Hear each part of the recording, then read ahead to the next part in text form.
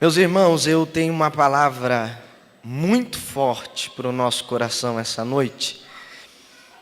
Eu confesso que eu me alegrei muito, fui renovado, chorei demais estudando essa palavra. E eu quero compartilhar ela com vocês aqui essa noite. Para tanto, eu peço a gentileza dos irmãos que abram as suas Bíblias. Evangelho de Jesus Cristo, conforme escreveu o evangelista Marcos. Capítulo de número 10.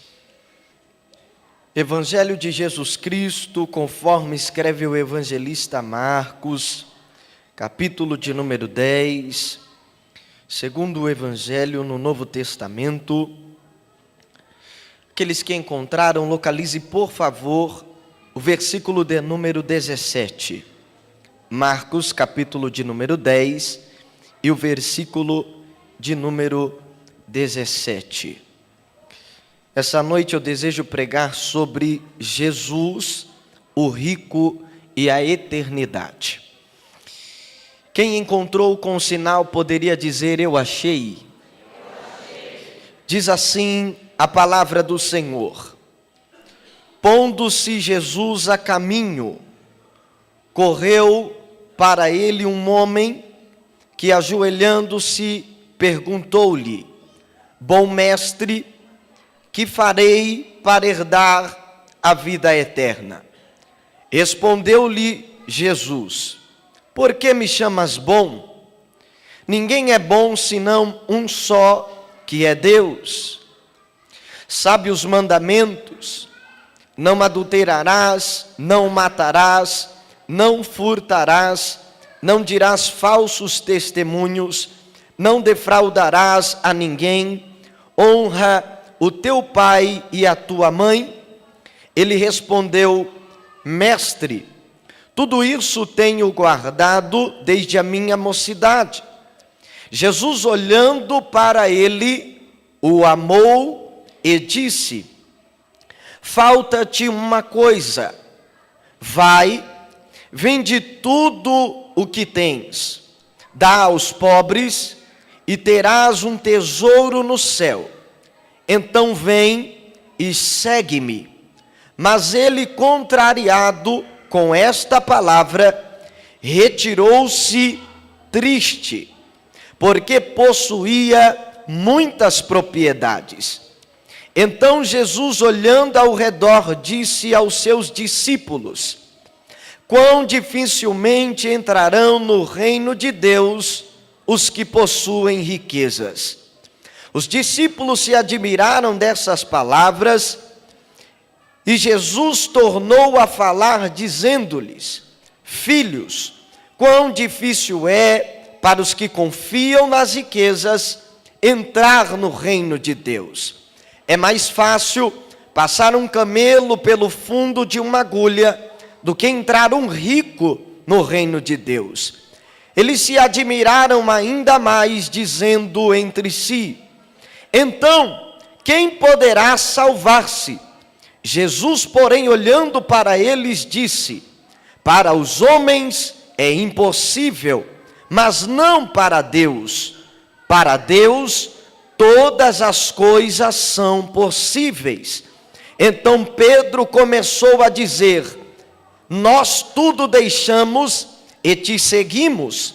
Respondeu Jesus: em verdade vos digo, que ninguém há que, deixado casa, ou irmãos e irmãs, pai ou mãe, mulher, filhos, campos, por amor de mim e do Evangelho, que não receba 100 vezes tanto, já no presente, em casas, irmãos e irmãs, mãe, filhos e campos, com perseguições, e também no mundo por vir, a vida eterna. Porém, muitos primeiros serão os últimos, e os últimos serão os primeiros. Quantos podem dizer graças a Deus? Meus irmãos, seguindo o Evangelho de Marcos, no capítulo de número 9, nós vamos observar que Jesus passa juntamente com os seus discípulos pela experiência da transfiguração. No início do capítulo de número 10 do Evangelho de Marcos, o capítulo onde nós acabamos de ler alguns versículos, o versículo 1 vai nos dizer que Jesus, na sua caminhada ministerial, ele está passando novamente pelo território geográfico da Judéia.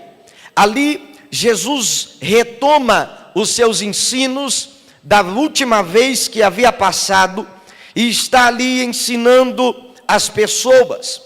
Do capítulo 10, versículo 2 ao 12, Jesus vai responder questões que os fariseus lhe apresentam concernente ou com relação à lei de Moisés. Dos versículos 13 a 16 do capítulo 10, nós vamos ver a passagem onde Jesus, ele diz para os discípulos não proibirem as crianças de terem acesso à sua presença. Após esses dois episódios, Jesus ele se levanta com os seus discípulos e ele vai caminhar agora em sentido de Jerusalém. É aí que entram os versículos que nós acabamos de ler. Quando este homem, em outro evangelho, ele é classificado como um jovem rico. É nesse momento que Jesus se levanta para ir para Jerusalém, e esse moço, esse jovem, este homem, ele se apresenta na trajetória de Jesus. Você observou comigo que ele se coloca diante de Jesus de joelhos.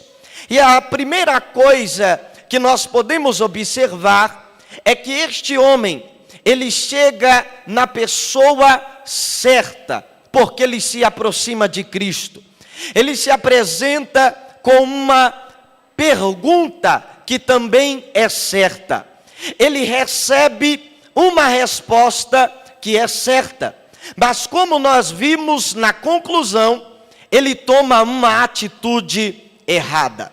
Então observe a ponto de partida que ele veio à pessoa certa. Ele fez a pergunta certa. Ele recebeu a resposta certa, mas no final das contas, ele tomou a atitude errada. Então observe comigo nos versículos. Ele se coloca de joelhos e pergunta: bom mestre, o que posso fazer para herdar a vida eterna? Há quem diga que esta adoração, este reconhecimento que ele diz, bom mestre, foi uma bajulação insincera. E é por isso que Jesus o corrige dizendo: por que me chamas bom, sendo que não há bom senão somente um, que é Deus? Há quem acredite que é uma falsa adoração.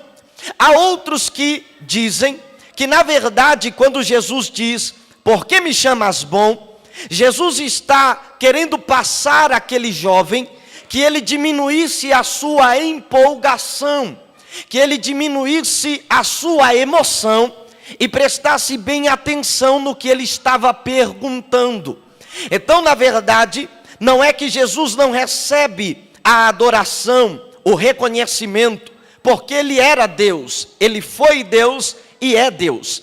Mas o que ele queria com esta resposta, até mesmo abrupta, era que aquele jovem prestasse bem atenção no assunto que ele estava propondo. Perceba que ele diz, bom mestre, o que farei para herdar a vida eterna? Ele está falando de algo muito sério. Então Jesus diz, por que você me chama bom, se há um só que é bom e este é Deus? Então percebam, em primeiro lugar, que ele foi até a pessoa certa. E ele não somente chega na pessoa certa, ele chega com uma pergunta correta. Ele chega com o tema correto. Ele chega com interesse sobre o assunto que é mais importante na vida de qualquer ser humano. Porque a pergunta dele é esta: o que farei para herdar a vida eterna? Ele chegou com um tema principal. Percebam, ele não foi buscar alívio de uma doença. Ele não foi pedir a cura para um familiar.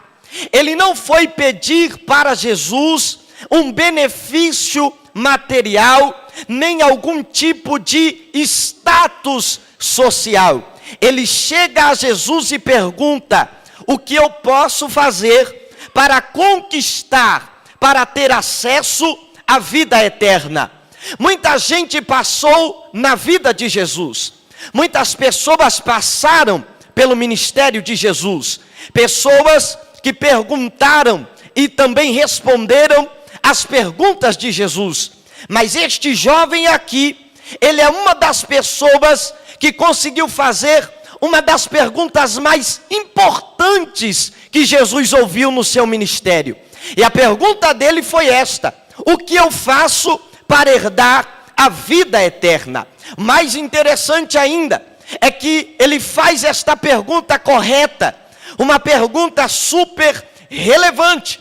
Só que observe, ele é jovem, ele é rico, mas mesmo sendo jovem e rico, ele está demonstrando uma insatisfação.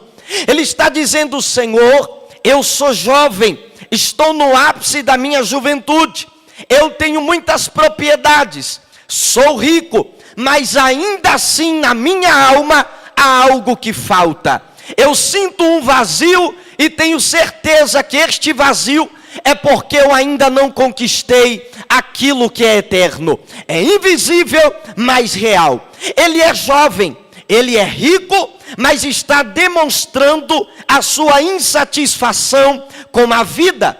E embora ele reconheça Jesus como mestre, embora ele reconheça Jesus como bom, embora ele tenha uma vida moralmente ilibada, porque Jesus diz: você conhece os mandamentos? Não defraudarás, honrar o teu pai e a tua mãe, não é para você matar ninguém. Ele diz: isso daí é fácil, eu guardo estes mandamentos desde a minha mocidade.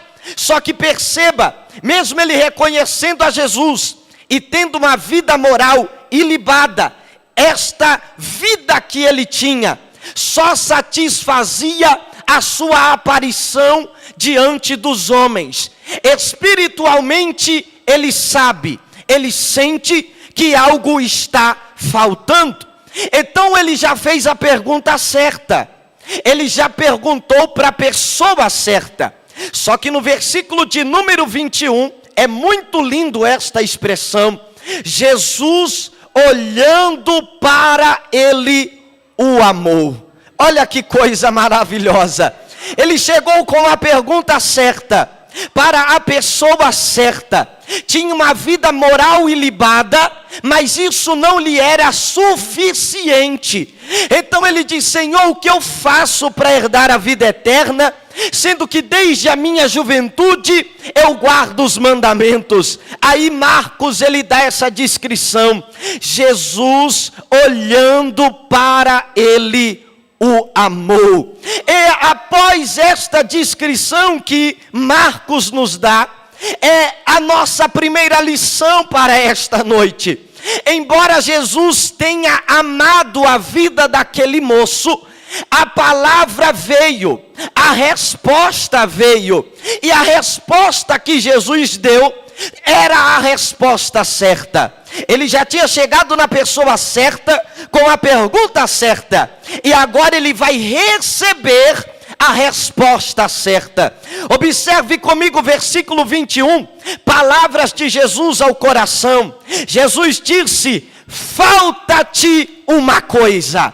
E logo em seguida Jesus diz: vai. Jesus está dizendo: agora é a tua vez, agora é o teu momento, agora é a tua atitude, é a tua ação. Vai para onde? Vai fazer o quê? Vai e vende tudo o que você tem, dá aos pobres, depois você vai ter um tesouro no céu. E depois que você fizer isto, vem e me segue. porque este vai ser o teu galardão. Pregador, qual é a primeira lição para esta noite? As pessoas que nos amam, elas vão nos falar a verdade. As pessoas que nos amam vão revelar o meu e o teu estado. E diga-se de passagem, Jesus Cristo é a pessoa que mais nos ama neste universo. Você pode ser muito amado pelo teu pai, pela tua mãe, pelo teu pastor, pelos teus amigos, mas nenhum deles vai te amar mais do que Jesus te ama. Só que, a despeito de Jesus nos amar, Ele sempre vai revelar o nosso estado. Ele sempre vai revelar aquilo que precisa ser consertado. Ele sempre vai revelar aquilo que precisa ser limpo. Ele sempre vai revelar aquilo que precisa ser ajustado. Ele sempre vai revelar aquilo que está fora do lugar para você colocar no lugar. É a primeira coisa que o Evangelho faz comigo e com você. E o que é, pregador? É nos confrontar aonde está o nosso erro, aonde está o nosso pecado. Você lembra da mulher samaritana? João no capítulo de número 4, quando Jesus começou a falar para aquela mulher: mulher, se você soubesse quem é que está te pedindo água, era você quem ia começar a me pedir água, porque essa água da terra você toma uma vez e vai voltar a ter sede.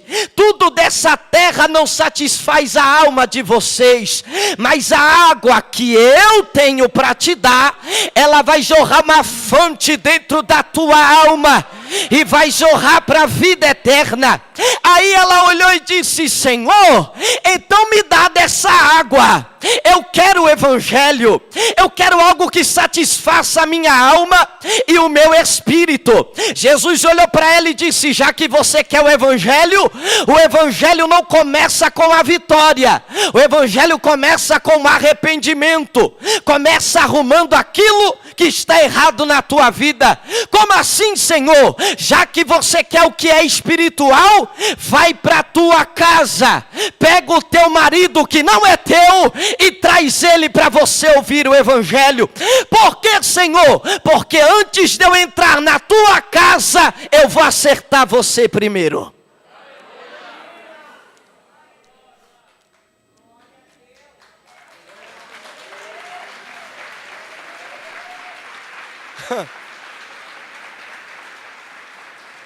Aquele jovem foi no consultório do doutor Jesus, pensando que a sua saúde espiritual estava boa. Eu vou lá, ele vai me diagnosticar, e eu estou tranquilo, já cumpro os mandamentos, vai mandar eu fazer um exercíciozinho e garanto a vida eterna. Só que Jesus olhou para ele e disse: rapaz, a sua doença é grave. E o que é que eu tenho que fazer? Uma cirurgia para arrancar aquilo que está te prendendo às coisas dessa terra. Ele pensava que iria tomar só um remédio básico. Só que Jesus olha para ele e diz: a tua doença é grave. E o que é que eu tenho que fazer? Uma cirurgia. Vai e vende tudo que você tem, dá aos pobres, depois vem e segue-me. É evidente que esta renúncia que este jovem tem que fazer, ela não é aplicada para todos os ricos. Isso daqui não é regra.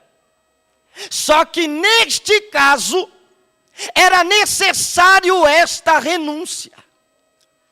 Porque era aquilo que estava entre ele e a sua relação com Jesus. A regra não é que todos os ricos deixem as suas riquezas, porque a Bíblia nos mostra que é possível glorificar a Deus com o nosso dinheiro. Só que naquele caso Jesus olhou para a alma dele e amou tanto ele, disse: eu não posso deixar ele sair daqui sem ouvir esta verdade. E qual é a verdade? Você precisa vender tudo que você tem, porque se tu continuar com isso, isso vai te prejudicar espiritualmente. Você não está falando de vida eterna? Tô, Senhor. Então vai, vende tudo que você tem e depois você volta. O que Jesus está tentando dizer para aquele moço é: uma única peça pode desajustar toda uma engrenagem. O relógio mais caro do planeta, se faltar uma mola nele, ele não funciona. E do que fala isto? Fala que muitas vitórias nossas, elas podem se tornar uma tragédia por não vencermos somente um pecado. Por que, pregador? Porque um prisioneiro que se livra de todas as correntes, menos uma, continua prisioneiro. Ele não matava ninguém, não caluniava ninguém, não tocava na vida moral de ninguém. Ele não tocava em nada de ninguém, mas o coração dele ainda estava preso. Por isso Jesus vem com o remédio dizendo: rapaz, você está livre de muita coisa, mas tem uma coisa que te prende. E já que você veio procurando a resposta certa, com a pessoa certa e com a pergunta certa, receba esta resposta. Vai agora, vende tudo, abandona isso que está te prendendo, depois você volta e começa a andar comigo. Fez a pergunta certa, para a pessoa certa. Recebeu a resposta certa. Só que o versículo de número 21, 22, isso daqui é muito forte. Porque a Bíblia vai dizer assim: mas ele, o jovem, contrariado com esta palavra. Quem foi que confrontou ele? Mas a resposta não era certa.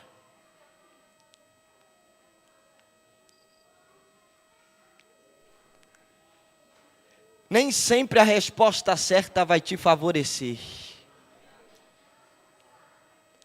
Ele, contrariado com esta palavra, olha o pior, retirou-se, porque possuía muitas. Ele preferiu continuar com as propriedades, mas perdeu a Cristo. Guardava todos os mandamentos de modo superficial. O seu amor às riquezas o impediu de amar a Deus acima de todas as coisas. E quando Jesus disse: vai, vende tudo que você tem aos pobres, ele sai triste. Ele revela no seu coração que ele não amava ao próximo como a ele mesmo. Quando nós não amamos ao nosso próximo, nós estamos dizendo para nós mesmos: eu me odeio. Porque só consegue abençoar a vida de outro quem ama a si mesmo. Do contrário, me odeio. Jesus entrega na mão dele a resposta certa, mas ele toma a atitude errada. Porque o texto vai dar a gravidade. Ele possuía muitas propriedades. A primeira verdade é esta: se você tiver tudo dessa terra e não tiver Cristo, você não tem nada. Você pode ter os melhores carros, você pode ter fama, você pode ter sucesso, teu nome, teu rosto pode estar nos outdoors da vida, mas se você não tiver Cristo, você não tem nada. Mas louve a Deus, que você pode não ter nada, mas se você tem Cristo, você tem tudo.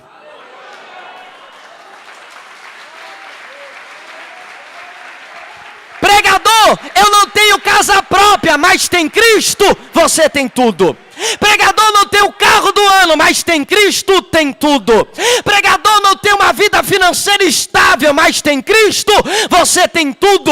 Porque na Epístola aos Filipenses, o apóstolo Paulo diz: o meu Deus, segundo a as suas riquezas suprirá todas as vossas necessidades.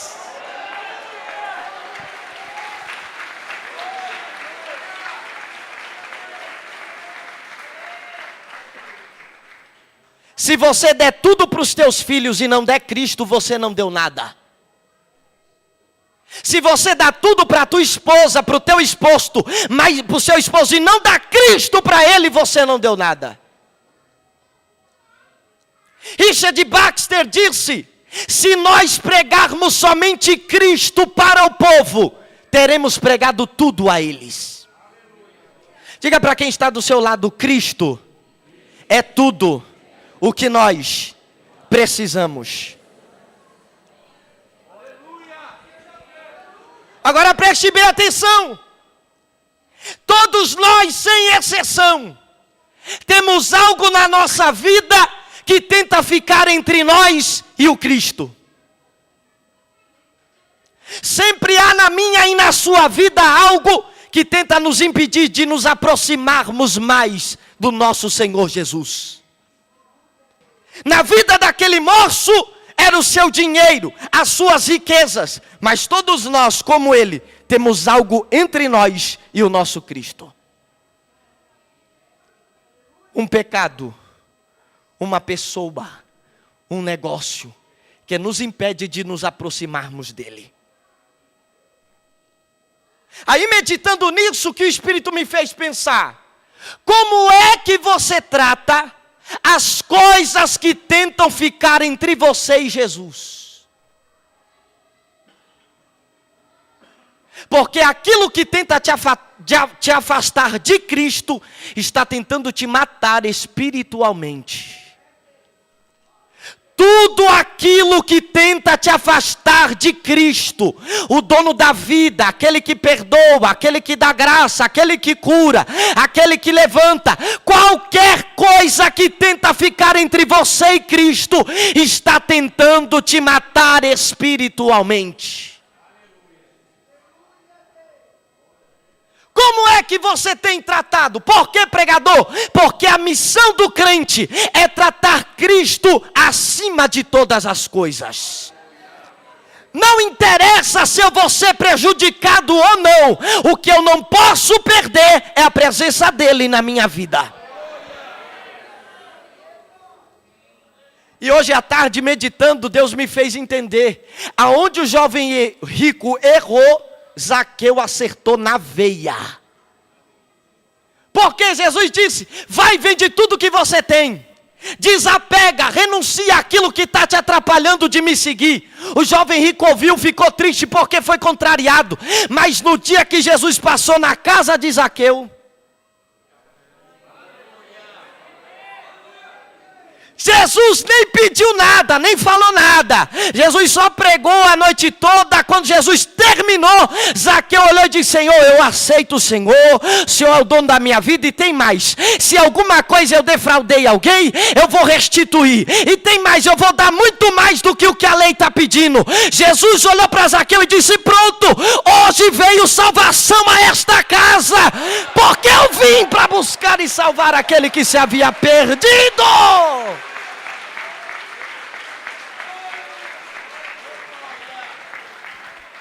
Meus irmãos, é tão grande o privilégio de seguirmos a Cristo, que vale a pena renunciar a qualquer coisa para não perder a presença dele. Qual é o problema da nossa geração? É que estão abaixando o preço.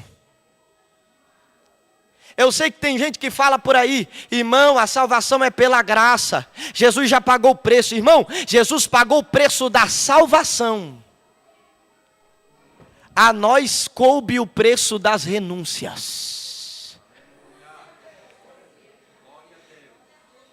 Aí estão abaixando o preço. Aceita Jesus e fica do jeito que está. Aceita Jesus e vai tocando a vida aí do jeito que você tocava lá fora. Irmão, no reino de Deus não tem liquidação especial, não tem desconto. Se chegou aqui e a Bíblia está mandando parar, é para parar. A Bíblia está mandando não fazer, não é para fazer. Porque é assim: vai entregar tudo que está te assim você vai ter um tesouro no reino dos céus. Um evangelho de leveza, light, que não exige renúncia. Tem gente, irmão, que Jesus não vai exigir dinheiro nenhum a vida inteira dele, mas vai mandar ele parar de ser mentiroso. Vai mandar ele parar de ser adúltero, de ser hipócrita, de falar mal dos outros, de tocar no que não deve, de ir para onde não deve. Aí já estão falando, vem que Deus dá, vem que Deus dá. E Deus está dizendo, é vocês que têm que largar. O jovem rico veio. Aí Jesus disse, vai e vende tudo.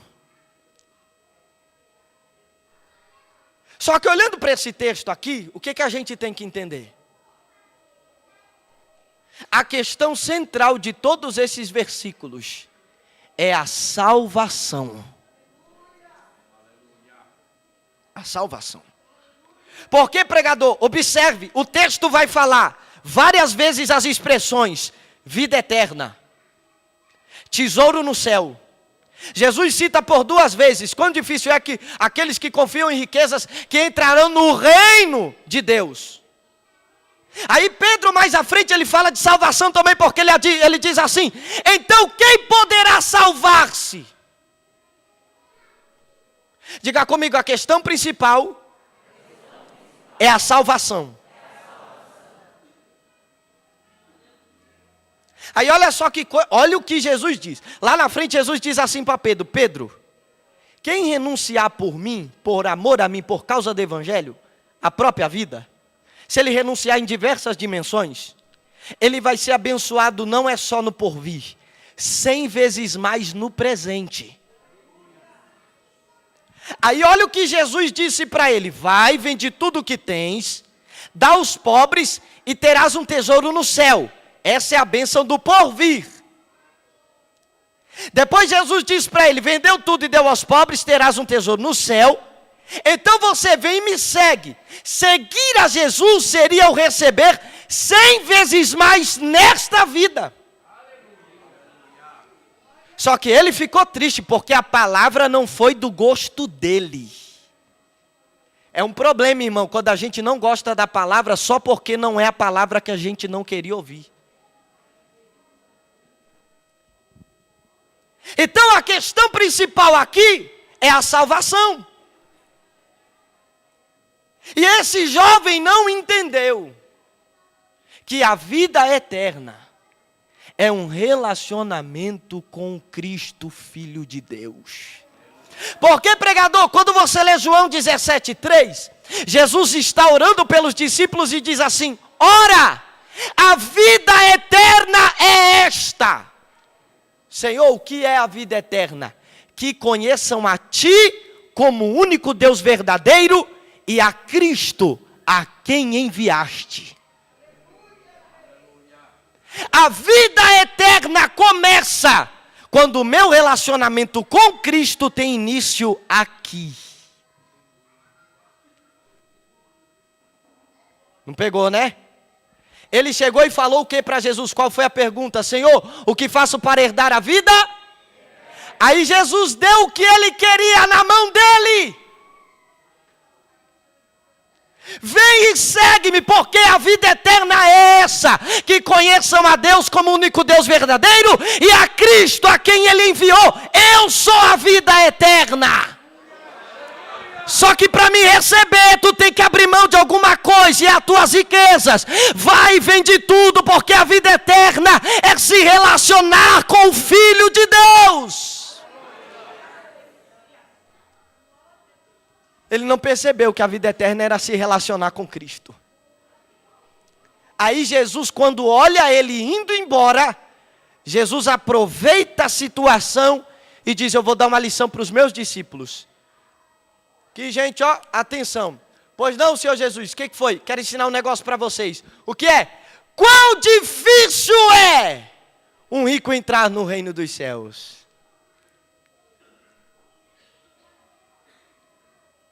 Irmão, a Bíblia não está condenando quem é rico.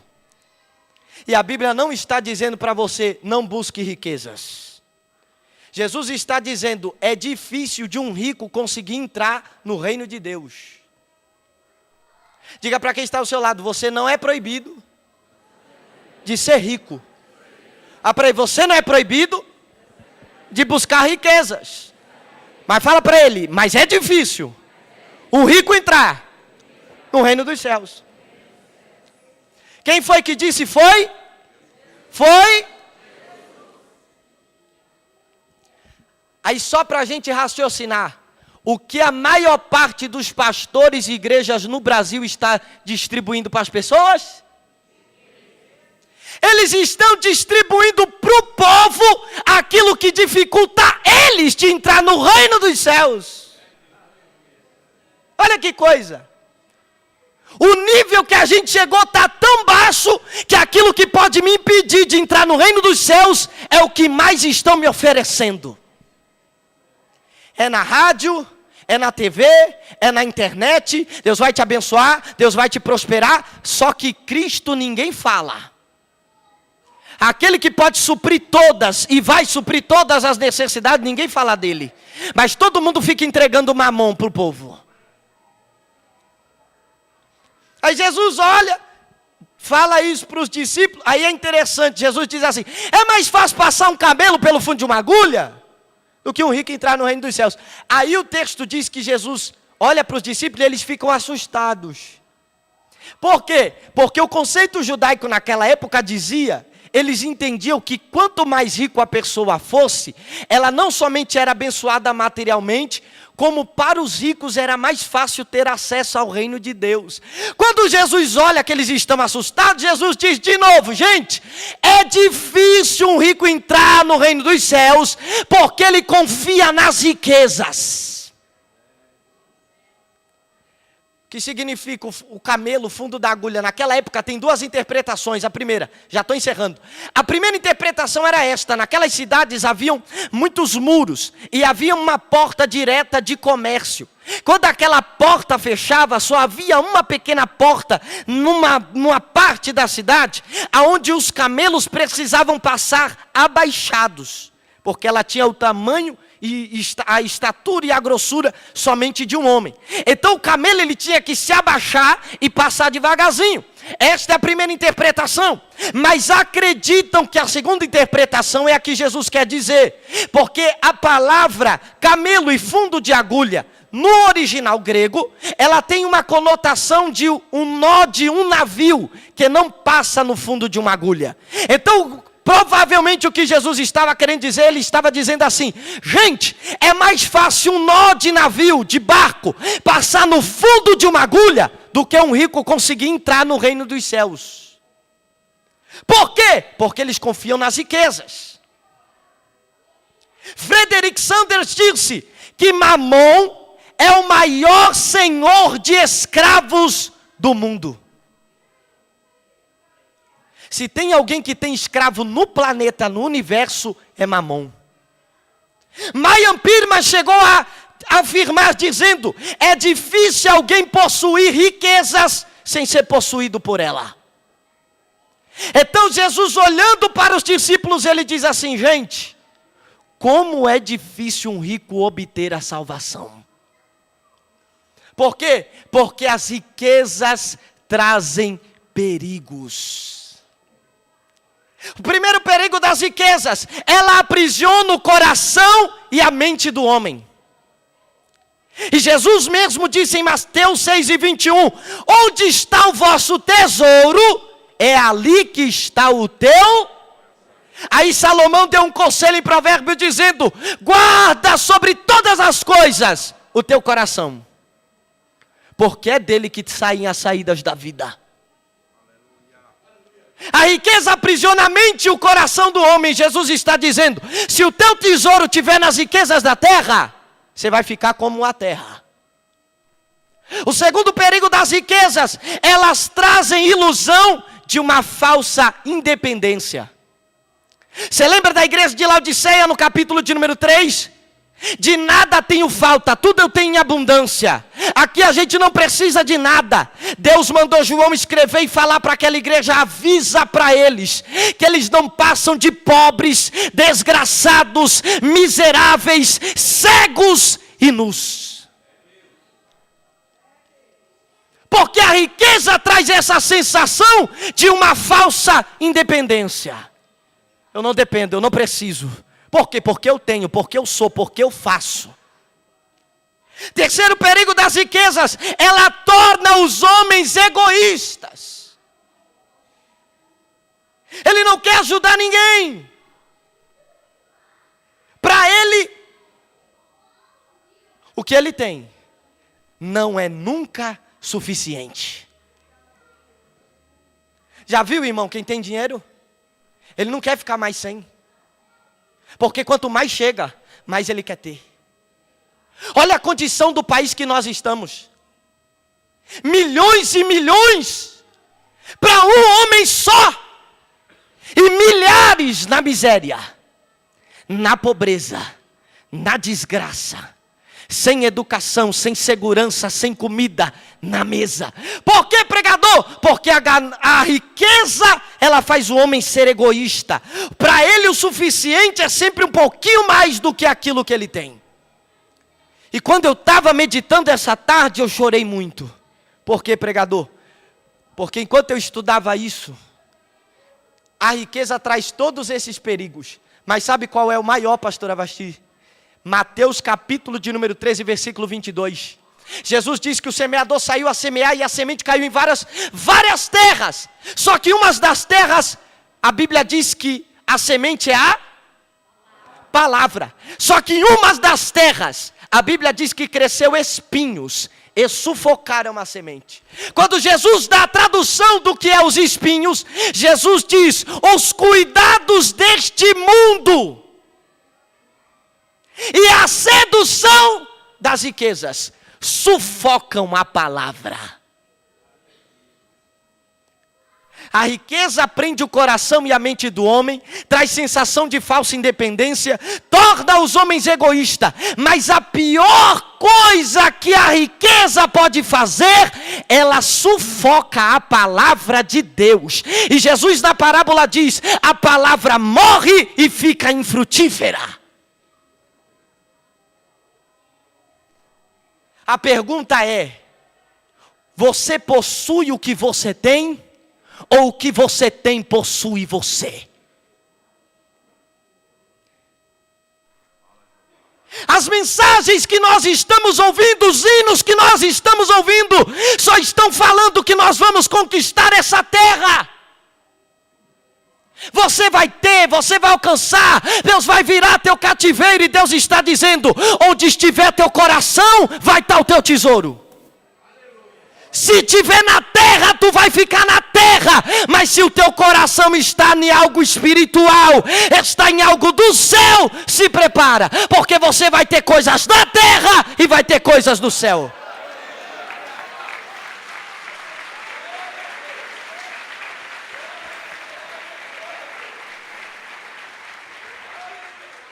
C.S. Lewis, ele disse assim: nós começamos a ser imprestáveis como quando começamos a pensar demais aqui e não no mundo por vir.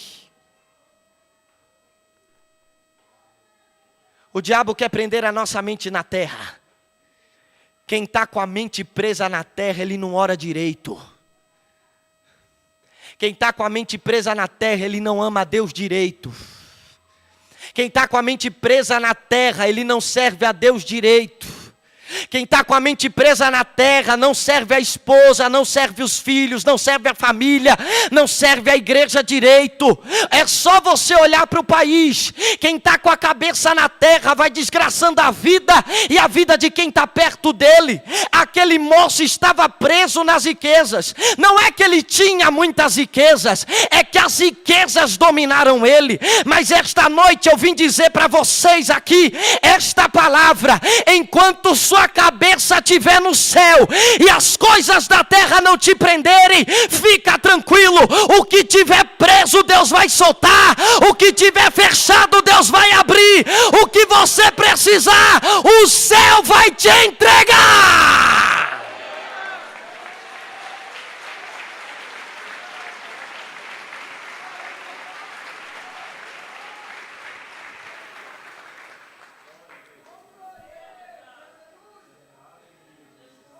Você precisa do céu, irmão. Porque João disse: o homem não tem nada. O homem não tem nada se do céu não lhe for dado. A igreja não precisa de ouro. A igreja não precisa de prata. Eu sei que precisa para algumas coisas. Eu sei que vocês estão avançando aí para o novo tempo. Mas não precisa não, viu, pastor? Enquanto teu coração estiver no céu, no evangelho, Deus vai dizer para você: o que precisar eu banco. O que precisar eu assino.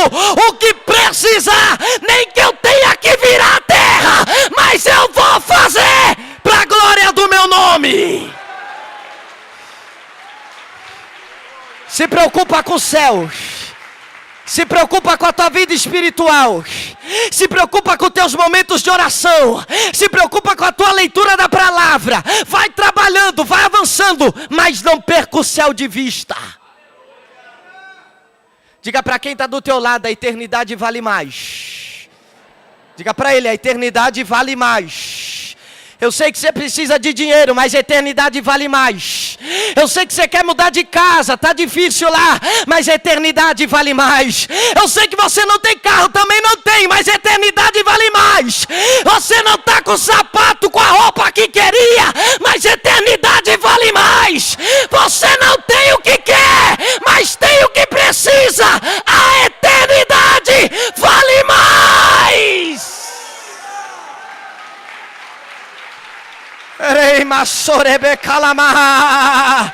Adore, adore, adore, adore. A eternidade vale mais.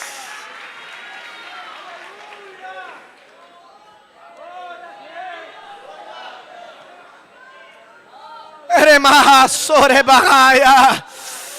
Eremenchore abakamahaya. Emenchoria. Olha bem aqui para mim, para a gente dar um glória bem gostoso para Jesus.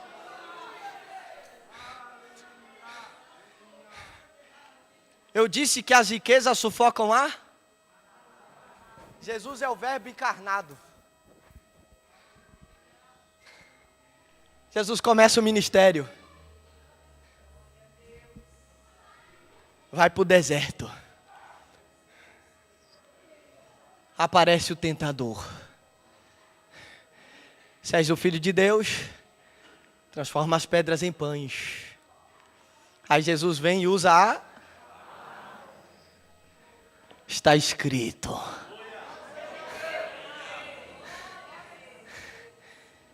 Se és o Filho de Deus, se lança daqui abaixo. Está escrito. Aí o diabo diz: olha, ele é bom mesmo. Só que tem uma coisa que sufoca a palavra.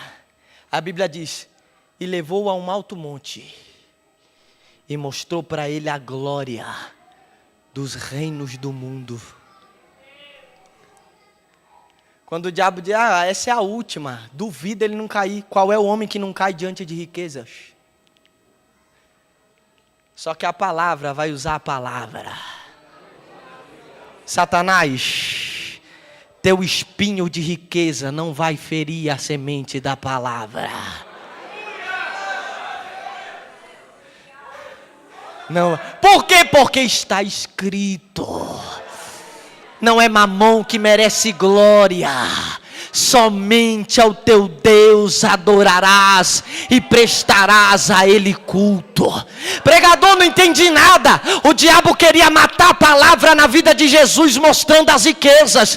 Jesus olhou e disse: a palavra está bem guardada aqui, não vai ferir a semente. Está escrito, está escrito. Eu não vou me vender para ouro, não vou me vender para prata, não vou me vender para coroa, não vou me vender para trono, porque depois que eu morrer e eu ressuscitar, meu Pai vai me dar o trono de volta, a coroa de de volta. Pode ficar com a glória do mundo, porque quando eu ressuscitar eu recupero. Dá glória, porque Ele merece.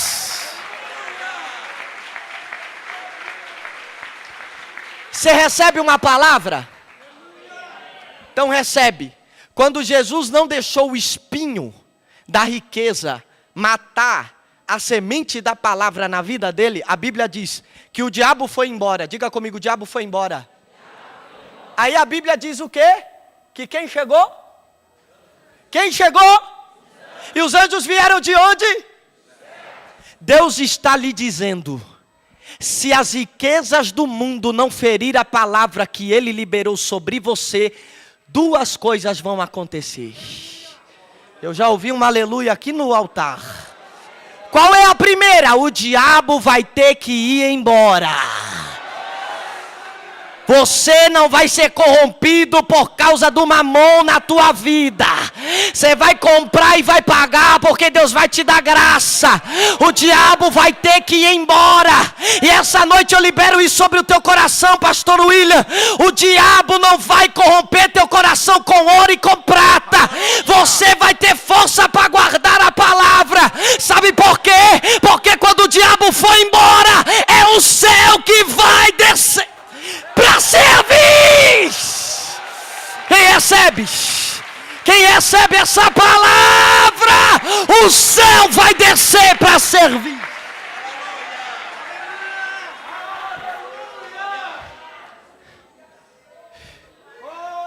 Não deixa o mundo matar a palavra que Deus já liberou sobre vocês. O diabo vai embora e o céu vai descer para te servir. Pregador, mas eu estou com fome já faz 40 dias. O céu vai descer para te servir. Vai servir tua casa, vai servir tua esposa. Vai pegando aí, vai servir teus filhos. Vai entrar lá naquela empresa. Mas não deixe o diabo corromper teu coração.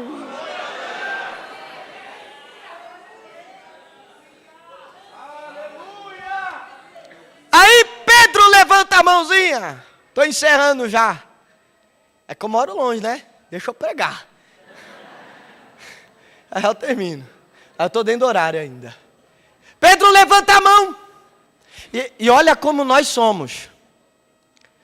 Quem levantou a mão para dar uma palavra? Foi Pedro. Aí ele diz assim: ô Senhor, vem cá. Se é difícil para os ricos, que na cultura deles o rico era mais abençoado, estava mais perto de entrar no reino dos céus. Senhor, se os ricos é difícil se salvar, e nós que abandonamos tudo para seguir o Senhor? Olha como é que a gente é, né? O mesmo Pedro em João, a Bíblia vai dizer que ele olhou e falou assim para Jesus. Jesus falou: vocês também não querem ir embora não? Que eu apertei um pouquinho aqui o sermão, o negócio está bem salgado hoje. Aí Pedro diz assim: Senhor, para onde iremos nós? Se só tu tens palavras de vida. Aí agora que Jesus dispensou um rico, Senhor, o camarada era patrocinador do ministério do Leão de Judá. Não faz isso não, Senhor. Camarada ia bancar a gente aí, não ia precisar multiplicar pão e peixe para um monte de multidão. Como é que o Senhor mandou? Ô Senhor, se um camarada que tinha riquezas, é difícil dele entrar no reino dos céus, e para nós o que resta? Jesus olhou para Pedro e disse assim: rapaz, quem abandonar casa, irmãos, campos, qualquer área da tua vida, por amor de mim e do evangelho que eu prego, vocês vão receber 100 vezes mais aqui. Aqui, vou repetir, aqui. É essa hora de glorificar, porque Deus está dizendo: eu vou abençoar aqui. Vai ter perseguição, mas vou abençoar aqui. Vai ter gente falando mal, mas vou te abençoar aqui. Vai ter gente querendo te parar, te caluniar, mas vou abençoar aqui. E vai ter ainda por fim a vida eterna, rapaz.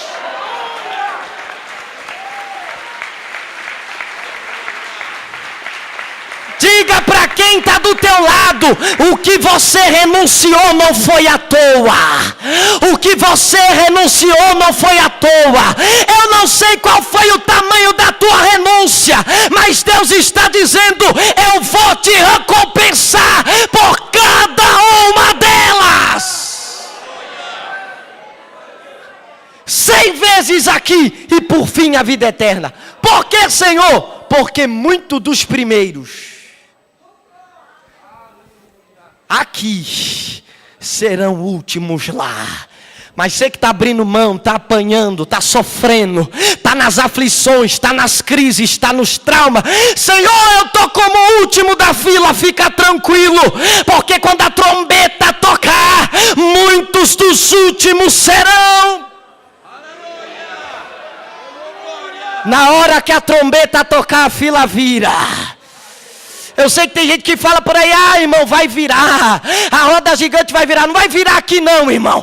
Aqui tem que ser o último mesmo. Aqui a gente tem que sofrer mesmo. Mas na hora que a trombeta tocar, Jeová vai pegar a filha e vai dizer: já sofreu demais, vem pra frente. Já chorou demais, vem pra frente. Já foi afligido demais, vem pra frente. Tá na hora da coroa da vida. Tá na hora da mesa do banquete. Seja o último aqui, pra ser primeiro lá.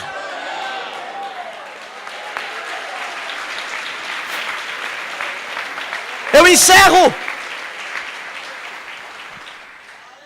Salvação é o tema principal.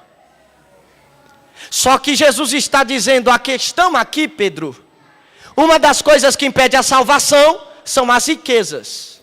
Não é pecado ser rico, não é pecado ter dinheiro. É pecado como se administra.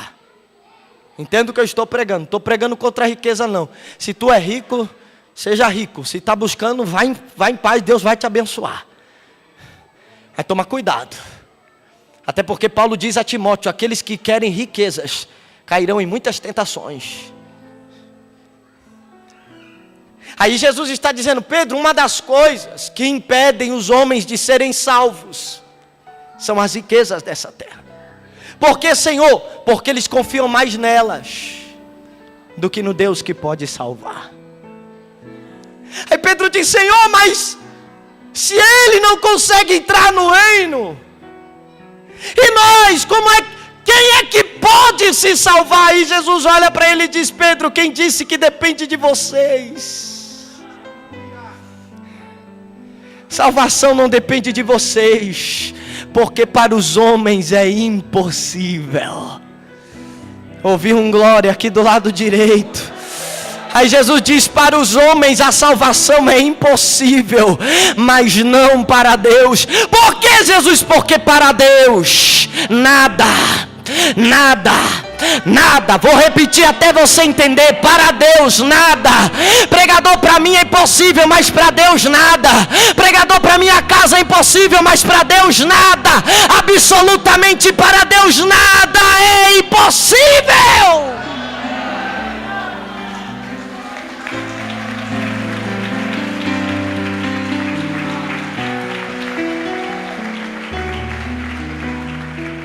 Por que, Senhor? Porque se depender de você, você não consegue se salvar. Você está contaminado pelo pecado. O pecado te aprisionou. O inferno está sobre vocês. A ira do meu Pai está sobre vocês.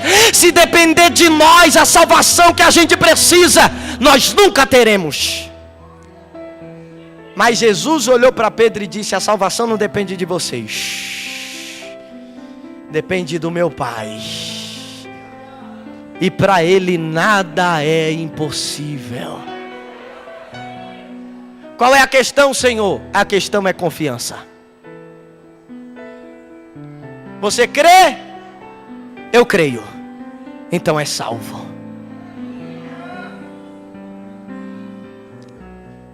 Eu encerro dizendo que o que Jesus estava dizendo não é em um... Porque muita gente usa esse versículo, né? Porque para Deus nada é impossível. Deus vai realizar o impossível da tua vida. Esse impossível desse texto está falando de salvação. Diga comigo: eu, mais forte, eu não posso me salvar. Diga para quem está do teu lado: eu não posso te salvar também. Lá para ele: não posso fazer nada para a sua salvação. Mas aí Jesus está dizendo: a salvação de vocês não dá para vocês, mas dá para o meu Pai. Vocês não conseguem se salvar, meu Pai consegue salvar vocês. Aí vai, para você crer para o resto da sua vida. Se nada e nem ninguém podia te salvar, e Deus salvou a tua alma. Era impossível, mas Ele fez. Mandou o Filho dele na terra e diz: vai lá, morre por eles. Vai lá, morre por ela. Por quê? Porque eles nada podem fazer por eles mesmos para eles serem salvos. Vai lá. Foi Deus quem fez isso por nós. Se Deus salvou a tua alma, te tirou da onde você estava, ninguém nem te queria, na tua casa ninguém queria você, te abandonaram, teus amigos nem davam bola para você, mas teve um dia que um crente doido foi lá e disse: Jesus te ama, tem uma obra na tua vida e vai te salvar. Se Deus conseguiu obter a tua e a minha salvação, por favor, me diga o que Ele não pode fazer para te abençoar. Há alguma coisa impossível para o teu Deus? Diga para quem está do teu lado se Ele conseguiu a tua salvação. Diga aí, convida, já estou terminando. Diga para ele: se Deus conseguiu a nossa salvação, aquilo que você precisa, aquilo que você quer, é fichinha para eles. Eu não sei o que você quer, também não sei o que você precisa, mas Deus está dizendo para a Igreja Ministério das Nações em Santo André: se eu conseguir a salvação de vocês, eu consigo fazer qualquer coisa, eu consigo trazer gente, eu consigo curar gente, eu consigo abrir porta. Então por que você está preocupado? Para de depender da terra, acredita no Deus que te salvou. Você recebe essa palavra? Se a salvação que era impossível Ele conseguiu, irmão. Imagina esse teu sonho. Imagina esse teu projeto. Aí você vem preocupado e não dá glória direito. Aí fica apavorado, não levanta a mão. Aí fica com medo, aí não vai acontecer. Fica chorando o culto inteiro e não dá glória àquele que pode realizar.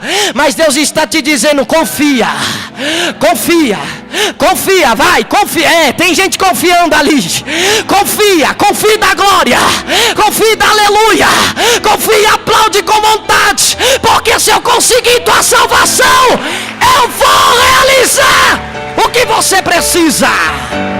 Pode encerrar. Deus abençoe a igreja, glorifica, glorifica, glorifica. Aplauda mesmo, porque o que você precisa, Deus vai realizar.